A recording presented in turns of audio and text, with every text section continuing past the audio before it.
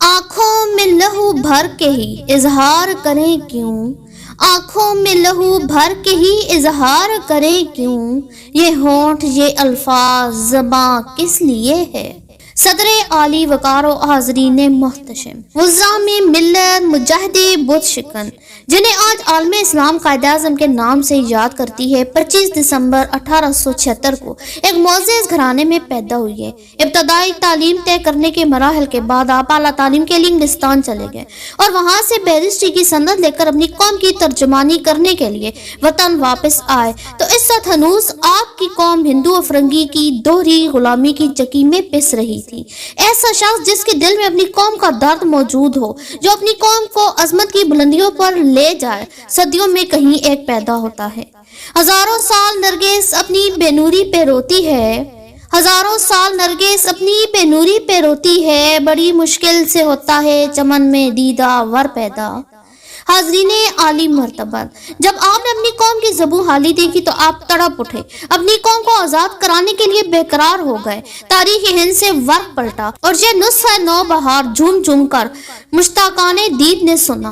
वो बुत शिकन जहाद के मैदान में आ गया, तूफाने तुंदो तेज बेआबा में आ गया। तारीख जिसको ढूंढती थी कूबकू, चल कर वो आ बज़्मे मुहिब्बा आ गया। आज़ादी और जहाद की कहता हुआ अज़ां, मस्जिद में आ गया वो शबिस्तान में आ गया। वो आ गया था जिसका इंतज़ार, अब्रे बहार अपने गुलिस्तान में आ गया।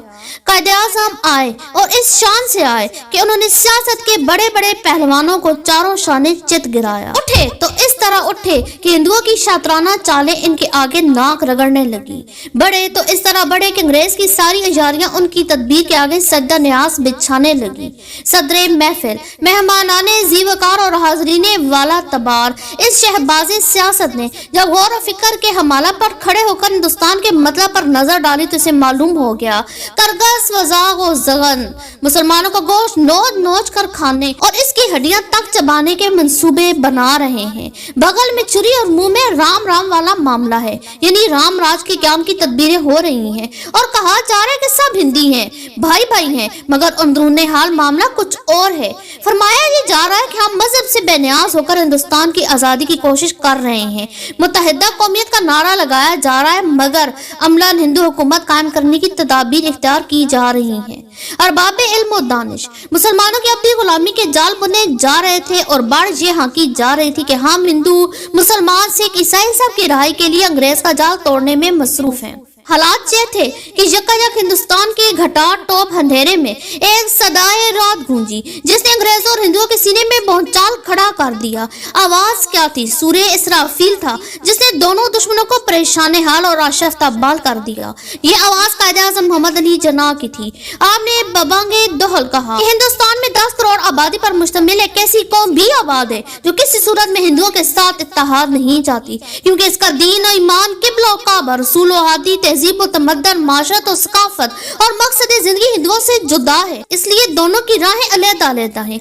एक की राह काबे की जाती है, दूसरी की राह हरद्वार को। अब अलग अलग रास्ते की राही एक दूसरे की हमराही में कैसे चल सकते हैं? लिहाजा मुसलमानों के लिए एक अलग खित्ता जमीन दरकार है जहाँ वो अपने दीन और ईमान को परवान चढ़ा सके और अपनी तहजीब और तमद्दन को गुलबहार देख सके। सदरे आली सिफात, मेहमानाने ज़ीशान और हाजरीने फैज़े इंतसाब, हिंदू ये आवाज सुनकर भौचक्का रह गया। ये आवाज इसकी पक्की पकाई थी को दलिया बनाने और इसके तमाम साजिशी मंसूबों को हाथ में मिलाने वाली थी। और जब कायद-ए-आज़म ने मुसलमानों को बताया पाकिस्तान का मतलब क्या, ला इलाहा इल्लल्लाह, तो इस आवाज को सतलज और ब्यास के पानियों के साथ गंगा और जमुना की लहरों ने भी खुशामदीद कहा। हमाला की बुलंदियों से अब्रे रहमत बनकर यही नगमे बरसे और बहरीन की बेताबाना मौजों ने भी यही नगमे वालियाना अंदाज में लगाकर इनका इस्तकबाल किया। एक एक मुसलमान फलक शगाफ नारे लगाता हुआ कायद-ए-आज़म के उठाए हलाली परचम के नीचे खड़ा हो गया और پاکستان کی تحریک دریائے تند و تیز بن گئی، جس میں ہندوؤں کی سازشیں اور انگریزوں کی چالاکیاں تنکوں کی طرح بہنے لگیں۔ صدر مکرم و دوستان عزیز، 23 مارچ 1940 کی قرارداد لاہور طوفان کی صورت اختیار کر گئی اور ہندوؤں کی سیاست کو لینے کے دینے پڑ گئے۔ چنانچہ قائد اعظم کی قیادت میں یہ قافلہ بڑھ رفتاری سے آگے بڑھتا چلا گیا اور اس نے 7 سال کے قلیل عرصہ میں ہندو اور انگریزوں کے سینے پر مونگ ڈلتے ہوئے پاکستان کا وہ خطہ حاصل کر لیا جہاں لا الہ الا اللہ محمد رسول اللہ کے مستانہ نعرے گونجتے ہیں۔ حاصل کر لیا تھا، یہ تھا قائد اعظم کا عظیم کارنامہ، جس کی وجہ سے تاریخ اور قوم جھوم جھوم کر ان کے نام نامی اور اسم گرامی کا ورد کرتی ہے۔ صاحبان بصیرت، آج قائد اعظم ہم میں موجود نہیں، مگر ان کا ایمان افروز پیغام، اتحاد، یقین و ایمان آج بھی موجود ہے اور ہم اس کو حرز جاں بنا کر پاکستان کو ایک ناقابل تسخیر مملکت بنا سکتے ہیں۔ آپ کی سماعتوں کا شکریہ۔